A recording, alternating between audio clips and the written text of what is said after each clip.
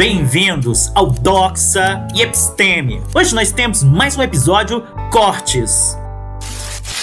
Como vimos nos vídeos anteriores, a antropologia do século XIX pensava a humanidade em uma escala evolutiva. Percebemos as implicações desse tipo de pensamento, principalmente naquilo que pode ser chamado de ideologia do colonialismo. No entanto, essas mesmas teorias que deram origem a perspectivas racistas ao longo do século XIX e do século XX trouxe também algo novo: a ideia de colocar no mesmo barco todas as populações do mundo. Até o século XIX, na Europa, ainda se discutia se as populações nativas de outras regiões eram de fato humanas. Apesar da bula Sublime Deus, promulgada pelo Papa Paulo III em 1537, estabelecer o direito à liberdade dos indígenas e a proibição de submetê-los à escravidão, na Europa do século XVII existiam dúvidas e investigações sobre a existência ou não de alma nos indígenas. A inclusão de todas as populações em uma única história humana teve como base a hierarquia evolutiva. A antropologia, porém, não se satisfez com essa perspectiva e desde o final do século XIX passou a criticar a teoria do evolucionismo. O principal instrumento para fundamentar essa crítica foi o conceito de cultura.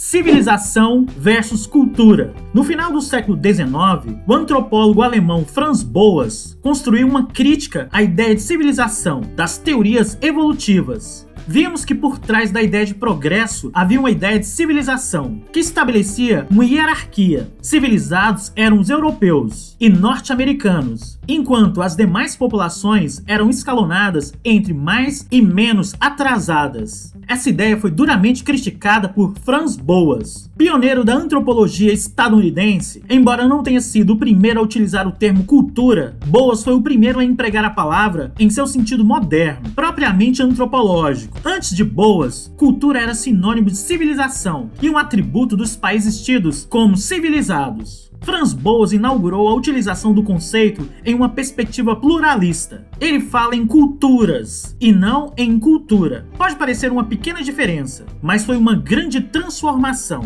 E talvez você esteja se perguntando: e por que foi uma grande transformação? Porque quando pensamos cultura no plural, torna-se possível desconstruir as hierarquias, tão importantes para o pensamento colonial e racista em geral. Quando pensamos em culturas no plural e não escalonamos as culturas em uma ordem qualquer, cada cultura passa a brilhar com luz própria, em seus próprios termos.